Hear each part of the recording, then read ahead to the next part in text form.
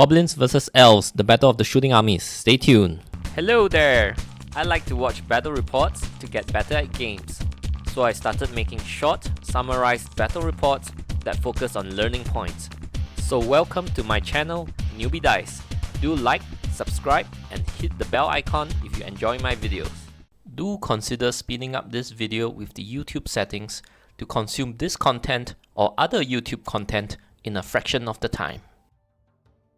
Alright, so this is my second video on goblins, and it's the same list as my previous video, and I'm still building up my goblin army. So we are playing on Universal Battle, and we're playing by email. If you'd like to know how to play by email, you can check out one of my videos, which I'll link at the top right. Okay, and it's a battle of shooting. So who do you think will win, goblins or elves? Well, both shooting armies. Let's get into the lists.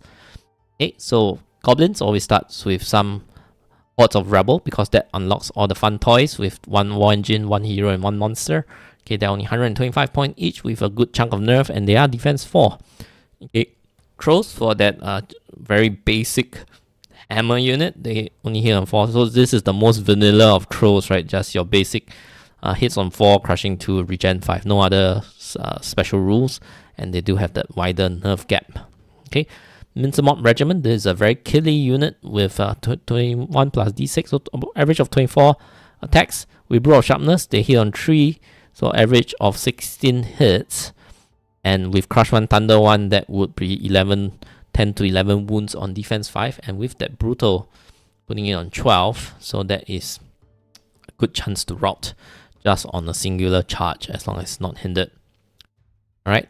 2 trombones, 2 more pop launchers, 2 wingits, 2 goblin slashers with trumpets mounted, Grony Snark, which is a flying hero with a headstrong aura, Bangit with inspiring talisman, it does provide shattering, Wizard with lightning bolt 3, knowledgeable, and Alchemist Curse 2, King on Chariot with Talk of Dissonance, that's the one that shuts off a spell within 12 inches.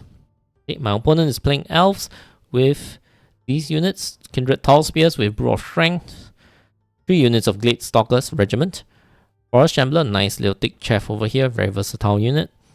Okay, Silver Breeze Cavalry Troop, Stormwind Cavalry upgraded to Quicksilver Lances, which gives them nimble and 1 extra nerf, and then J-Boots. Okay, Dracon Riders with Drunken Ram. Archmage on foot, but still having the Boots of Levitation, move 12 and cast a spell. Bane Chant with Alchemist Curse max level. Lord and Dracon with Brutal. Argus Rodina, this is the Inspiring Giver, and once per turn reroll a attack or damage die. And Kindred Lord, Dragon Lord, that is, with a Staying Stone. Okay, so if we look at the units count, he only has a total of 12 units, 24 unit strength. I have 18 units, but the same amount of unit strength. Okay, in terms of scoring units, only 2 of them don't score. The Archmage and Argus is an individual and no unit strength. Okay.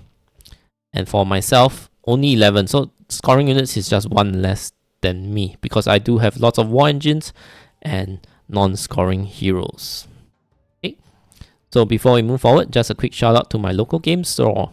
If you're from the Asia Pacific region, do consider checking out Hammer House website for your hobby needs. They carry a wide range of miniatures and hobby supplies, including Mantic, Vallejo, Scale 75, and Green Stuff World products. Alright, let's get into the deployment and the scenario. We're playing Plunder. There's 5 loot tokens across the center of the map, spaced out evenly. And after we deploy, the first person who deployed will choose 1 token to be worth 2. He chose this one, and I chose this one because I want to keep my forces very compact so that, you know, all my shooting unit is down here and my hammers are down here. It can wreak maximum havoc. Okay, why I chose the bottom, I guess, is mainly because of this little blocking terrain over here that forces me to split my deployment into 2 sides. Okay, and then he chose this to be worth 2, probably because of this piece of rock as well. So my things will need to circle around just to get this token, and it is one of the last tokens that I could reach. Okay, so if you're wondering about this circle, that is my Morpap launchers. This is his 36 inches over here. Okay, and then this Morpap launchers 36 inches is over here. So I'm pretty happy that both of them are overlooking the center token, because in Plunder, right, you take the 3 over here is 3 points, but if you just take the 2 in the center, it's worth 4 points. So usually for plunder, my main goal is to take both the 2-point tokens. Okay, failing that, you can opt to take this way also, 1 2-point token and 2 1-point token. If so you should choose to play this way. Either you take the 2 center token, or you take this way, 1 2-point token and 2 1-point tokens. So just keep that in mind. Okay, so he won the sides, that's why he chose the bottom. His Glade Stalkers are deployed sideways. You notice this red arrow, they're facing towards the center. And why does he do so? So this is why. Okay, if you deploy your Glade Stalkers facing forwards, right, and you can scout up to 12 inches, well, with 24-inch shooting, you probably don't need to move up so much. Even being able to move up 6 inches is more than enough, because you still have another 6 inch when you activate to get wherever you want to shoot. So you probably will never need to scout up all the full 12. Okay, but however, if you deploy sideways, now you still have the option of moving up 6, which is pretty much in most cases good enough. But you have the option to scout this way 12 inches. So in case he wants his Glade Stalkers to focus more on this side, he could start everything off by moving 12 inches this way already. And then when he activates, he can then move another 6 inches, either forwards or, in a curve, or rather this way. Okay, so he can push his forces more towards the right side. And so this gives you a redeployment option when you deploy it sideways. Okay, granted, we're playing loot across the center, whether it's loot or plunder, the center loot tokens. If he scouted up and he won first turn, he could have picked up this token. And quite little of my units charge more than 12, so he'll be safe. Especially the main one is the slasher, charging 14, but then being behind the rebel over here and this one being far away. So that could be another strategy, which is to scout up and pick up the token early. But if he did scout up and I start first, I do get to shoot at him quite a bit, and you bring a lot of pain. Okay, even the slasher will probably be able to shoot at him.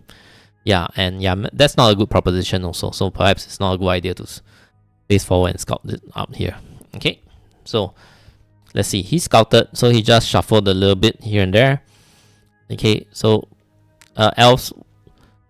What else would usually like to do is to shoot as much as possible before it charges in. So that's why it just told into the forest. Make sure he can shoot at what he wants to do. Should he go first? And he did. Okay. So deployment. Oh yeah, Forest Shambler behind the hill, ready to pounce on the token, I guess. So nothing can see it except the slasher. And Lord on Drakon being on the far left, preparing to do sneaky shenanigans, right, to go around. Okay, but my goal in this whole game is to just get this 2. So this whole block over here on the left is more for distraction purposes. Okay, so one thing is his dragon is not at the extreme flank, which is interesting. Okay, I guess he wants to have the option of getting to the center faster if he wants to do it.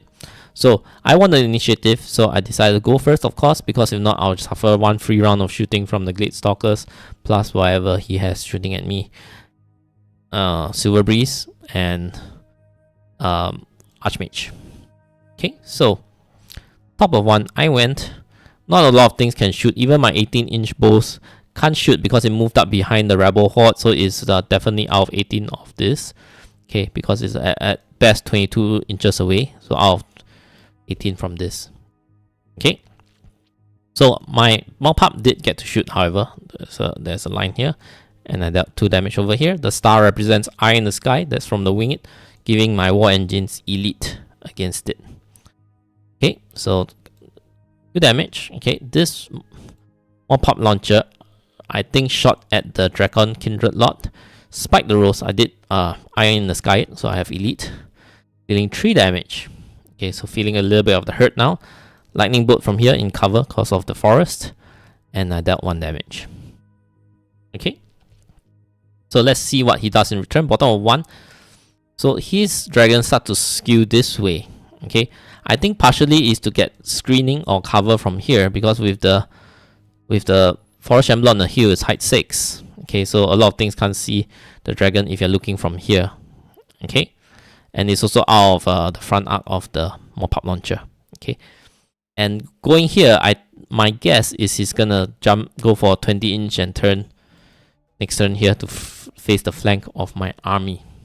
Okay, so in terms of the hill over here, the Forest Shamblers move past the token so that the Silver Breeze can pick up the token behind it and get screened by the Forest Shamblers in the most part. Okay, but I do have a line of sight if I start shooting from over here past the Shamblers. Okay, in the center, All Spears shuffle forwards. It needs to clear the piece of water, so he has to walk 6 twice over 2 turns to clear that forest, so he's going to be stuck for a while. Okay, and Glade Stalkers open fire. Okay, so over here, this Glade Stalkers took 2 damage, right? So it's a little bit spooked. So he moved the Lancers to cover up the Glade Stalkers as much as it could. Although, I think my Mopop launchers could easily still get an angle on it, especially if I move my Rebel a little bit. If I can't draw a straight line now, so I can't be sure, but I think easily I could get line of sight on it still. Okay, and screening the Glade Stalkers, it could still shoot at my Slasher without penalty because my Slasher's height 6. So 3 units of Glade Stalkers went in. This one has cover. Okay, so dealing 6 is quite average, I'd say. Yeah, so both of these should have 12 hits with Elite. Okay, this one will have 3 hits with Elite, right? Is it 3 hits? 4 hits. 4 hits with Elite. Okay, so that's about 16 hits. Yep, so 6 wounds. 1/3 of it should wound because defense 5. Yep, so about there, 6 damage. Right, the Dragon Lord. Okay, let's see. I think not seeing an opportunity to fly 20 and face this way because it will get charged by stuff over here. Okay, decide to try to aid the center as fast as he could. Okay, and that's why he propelled this way. Unfortunate thing though is that there's not much opportunity to get cover. Alright, so it's out in the open. Okay, so what else? Dracons. The Dragon Horde did move forward, reduce charge stuff over here. Okay, and receiving cover if I decide to shoot from this side. But this one ignores Obscured, so you need to be 50% in the forest to not take cover penalty from this. But hey, I'm gonna go for that Glade Stalkers. So top of 2. Let's look on the left. Slasher got the target shooting at this. Roni, 5 arrow shots. Wing It shoots at this. Okay, I'm not sure. Yeah, no angle because I decided to shoot at Drakon Lord, so this probably shot at the Drakon Lord as well. So it's on 5, respectable. I'm not sure if that's below average. Okay, this should have 3 hits, 1 wound. This should have 1 wound. This should have 1.5 wounds with Vicious. Okay, this one has cover, so at 1 wound at the most. This will have 2.5 wounds, so I'm close to it. Okay. So over here, I just push my forces up a little bit more, but this piece of rock is delaying the way I can push forwards. But I did make sure this don't get charged, so I think I place it such that the Drakon Lord is in the flank and it can't fit into the flank because of the piece of rock over there. Okay, and the Drakon Horde can't charge it as well. So you can only charge at one of the Rebel. Go ahead. Okay, this Slasher is either out of range or the Drakon can't fit here. I can't remember what I agreed with my opponent. Seems like it's out of range though. Okay, so over here on the right side, knowing or suspecting that the Drakon is going for this maneuver, my King on Chariot set on the edge of this Rebel Horde so he can't charge me while I'm able to guard this area so that if he lands, I think I probably at least still clip a little bit and have line of sight to it and charge. Yep, so the Rebel even tilted this way. Okay, so that my King on Chariot can tilt this way and block him from flying around. Okay, with that, with the King on Chariot sitting here for guard duty, you could only see and shoot at the Forest Shamblers, but I still got quite a bit of shots over here, shooting at the what do you call them? The Silver Breeze, and wavered it. Okay. Center wise, I think the pup at this point probably shot because this is height 4. I probably shot at this and whiffed it. Okay. Yep. That's most likely what I shot at. Okay. Yep. So let's see how my opponent respond in return. So bottom of 2, I think knowing that the dragon can't get around here, and then that would mean yeah, it can't get out of my king's line of sight, right? So if no matter where it flies, I'm able to charge him. I do charge 18 inches. So I decided to go in here instead, dealing 2 damage to the slasher, but wavering it. Okay, Forest Shambler charge into this so that, you know, it blocks him from flanking the dragon. Okay, and this Silver Breeze took up the token, so it decided to turn around, getting ready to move 10 if it survives. Okay, but turning around exposes the rear to my chariot. Okay, so Operation block everything up, right? So this Recon Horde charged into the rebel, dealing 10 damage. Okay, and so the Kindred moves another 6 inches out of the water. The Tall Spears. Okay, the Dragon Lord taking 5 damage. It's gonna take, if it takes another 5 damage, it's in Waver to Rout territory. So it decided to dive in, charge the Rebel Horde. Okay, with that, there's not enough space for my Mincers to fit. Slide. Okay, especially now with yeah, it's slide, it will hit the wizard, I think. So I can't charge this in. Okay, the wizard did a little bit of Alchemist Curse over here. Okay, what else? Alright, the remaining Gilead Stalkers shot at the slasher once again, taking it to 10 and wavering it. So, yep, you should deal another 5 or 4 to 6. So 4 is on the low end of it, but it did hit that waver.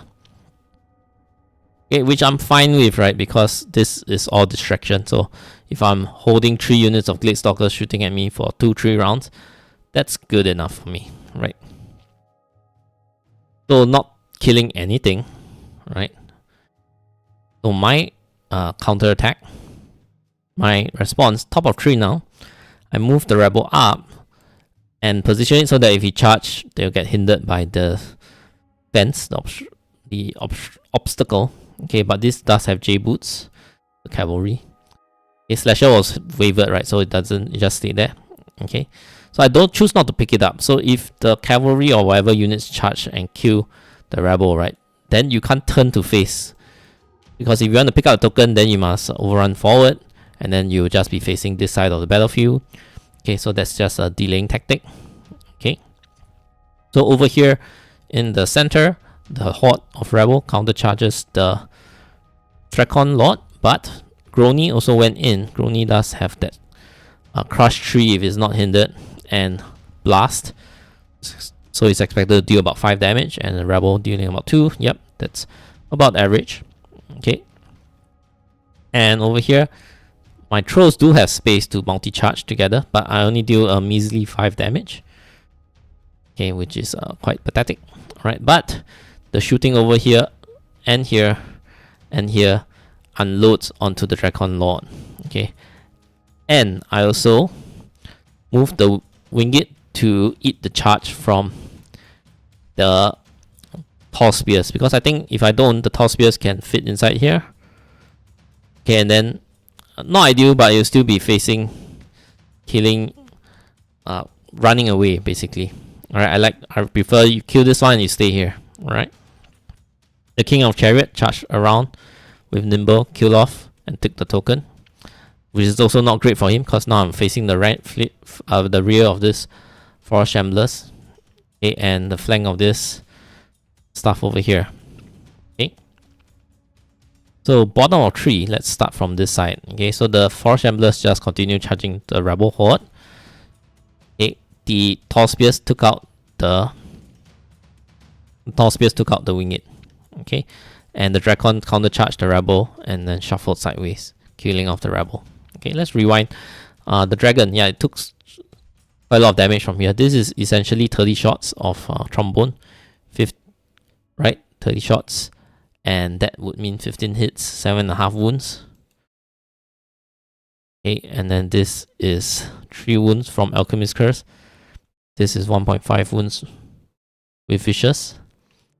Okay, and this is 1 wound with Elite. Okay, and then this is about 1.5 wounds because of piercing 1. Yeah, so around there, 10.5, 14.5, 15 damage on average. And he already took 3. Yep, so that's enough to kill it off. There's still some bow shots from here as well.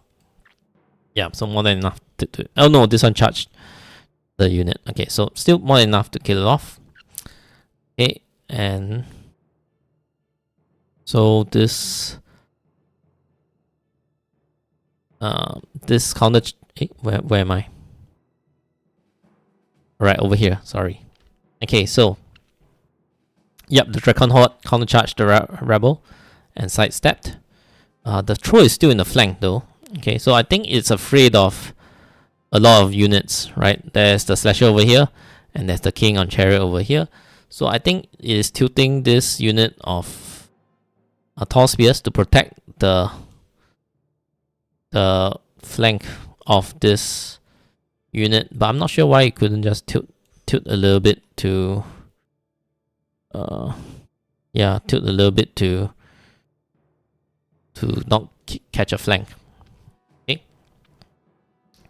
So over here in the middle, the Drakon Lord died to the rebel, so now he charged 1 unit of Glade Stalkers. Okay, and forgetting that the cavalry has nimble, so it went around and charged the Slasher.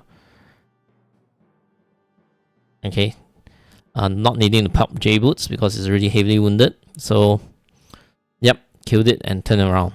So that's a mistake on my part. Okay, so let's see what I do in return.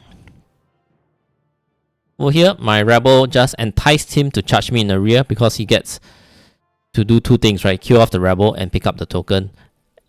And he'll still be facing towards the center, but if he needs to charge, his speed is reduced to 5, so if he wants to charge, he has to drop the token. So I'm just enticing him to keep your cavalry in this side of the map a little longer.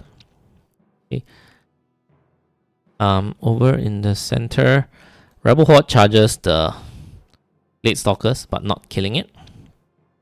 Okay, Trolls and flank charges the Drakon Horde and killing it. Okay, Grony charges the Mage to stop the Alchemist Curse. And once again, lots of shooting unloaded into the Tall Spears to kill it. Okay, the Rebel Horde did charge, did kill off the Forest Shamblers, probably with a bit of lucky rolls. Okay, so let's look at the damage here. It did have 1 from the start from Lightning Bolt. So this is 3.5 hits with almost 2 wounds. Okay, this is Alchemist Curse 6, so about 3 wounds. This is another 30 shots, 15 hits, 10 wounds. Okay, and this is 2 wounds. This is 2 wounds. This is 1.5 wounds. If I get to see it, I might have an angle. Okay, so, but this alone is 15, 19 wounds from here already. Okay, so whether or not this goes in. Yep, so taking out the Tall Spears. Alright, so things are looking great for me. I did take this token. Now I just need to take this one, but he also lost this side. So as long as I take this 2 token, I'm able to win as well. So I have 2 options of winning. So bottom of 4, he decided to charge the cavalry into the flank of this rebel just to ensure the kill, because if the Forest Glade Stalkers just went in, it might not be guaranteed. Okay, because it's 6 hits and 3 wounds. No, 8 hits and 4 wounds. Right, 11 plus 4 is only 15, still a 6 twice. Of course, there's elite, so he might roll much more. But also the is to get out of this spot also maybe. Alright, but anyway, the Glade Stalkers double charged the rebel and took this token. Okay, so I lost 3 of my rebels, but the rebels are only 125 points each. They're really very cheap for the amount of damage it soak. Okay. With that, I'm not sure why it didn't position properly, that it copped the flank from the mincers, but even from the front, on average, it would waver or even rout the unit. It would comfortably deal 10 to 11 damage, right? So that puts it easily in a waver of 3 to 4 because it has brutal. Okay, and a rout of 5 to 6 twice. Okay, even from the front. but from the flank it's even more guaranteed. So I charged in the flank, took it out, and pretty commanding position right here. Trolls took out the Glade Stalkers. Took this token. Okay, and to put salt into the wound, this pub launcher which has been shooting at it for over 3 to 4 turns, spiked the last row and took it out. The one that holds the token. Okay, Grony charged the wizard a second time, not doing fantastically, but wavering it, and well, even if it's just wounded, it can't cast spells, right? So at this point, the opponent called the game. We're playing over email, so sometimes when the result is obvious, we just stop playing. Okay, yeah, and few things to take note. Let's go into the learning points. So the horizontal facing deployment, that's we're talking about the Glade Stalkers, which I explained earlier. Okay, Elves hits hard, but every damage sticks. So even that 3 damage on the Dragon Lord comes back to bite them. You know, the 2 damage on the Glade Stalkers comes back to bite them. Okay, they seldom take healing units, so all this damage sticks. Okay, they have low unit count, so every loss hurts even more. Okay, engaging Rebel is great at preventing my hammers from coming in. So you engage my Rebel in a way because their hordes they're very unwieldy, and with the blockage from other units and terrain, can prevent my trolls from charging, my mincers from charging. But when you do that, right, then you also need to snipe out the Goblin Toys or get flanks to kill Rebel, because the Rebel, killing off Rebel from the front is not a great deal. So let me just highlight this. Okay, look. This Rebel Horde is 125 points.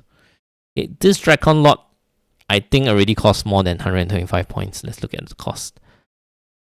Drakon Lord Drakon, 170 points, right? So the Drakon Lord already costs more than my Rebel. Okay, and this unit of Drakons costs 295 with the items.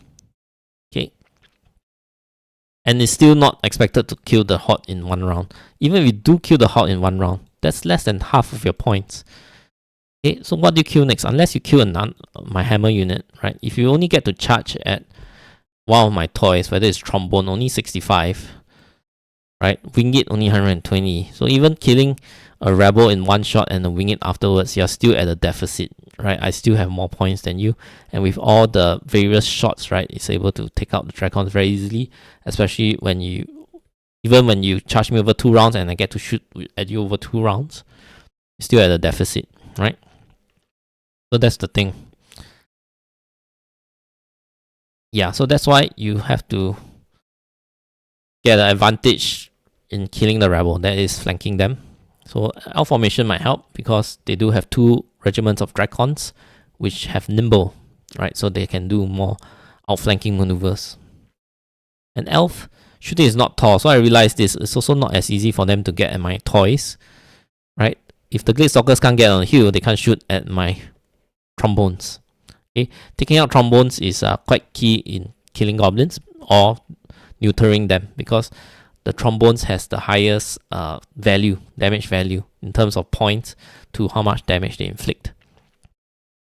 Okay, so there's no hill on his side of the map to take advantage of. So imagine if there's a hill somewhere closer to his side. It's not in the center, but more towards his side. He could park his Glade Stalkers there early and just shoot down the rest of my army. Okay, but because it's the center, he can't get here, right? He gets here, he gets shot at by me also. Okay. So like Glade Stalkers are height 2, Mages are height 2 or 3 if mounted, Bolt Throwers are height 2, Sea Guards height 2, Silver Breeze height 3 on the horse. Nimue 520, so sometimes you can fly over the front line, shoot at a Trombone with Fireball. That would be great, right? And it has a Cloak of Death and Shattering on the Fireball.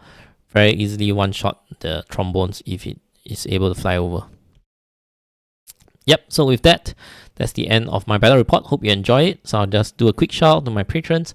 1 Peep Anonymous, 2 Peep Luke Schaefer, and 4 Peep Alessandro Serpe. So with their support, I'm able to have motivation to keep this channel going, because my mission is to create videos that help people learn and get better at Kings of War in the times that we don't get to play. Right, so if you do enjoy it, watch another battle report video, or I do have podcast videos, tactics videos, so take your pick. YouTube probably is recommending a video to you right now or towards the end of the video. Do check that out. Okay, if you like this, do like and subscribe, hit the bell icon, and leave a comment. What do you think about this matchup over here? Goblins versus elves. My opponent may be not taking the most optimized list. I don't know. I'm also not taking the most optimized shooting list, at least for goblins. Mine is a little bit of a mixed arms. There's quite a few combat elements in the mincers, trolls, and combined arms element in the slashers. And I do have the King on Chariot and Grony Snark, which fights decently well as well. Okay, so if you listen to any of my podcasts, do leave a review.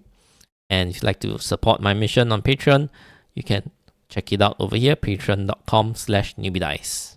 And with that, I've come to the end of my video. I'll see you in the next one.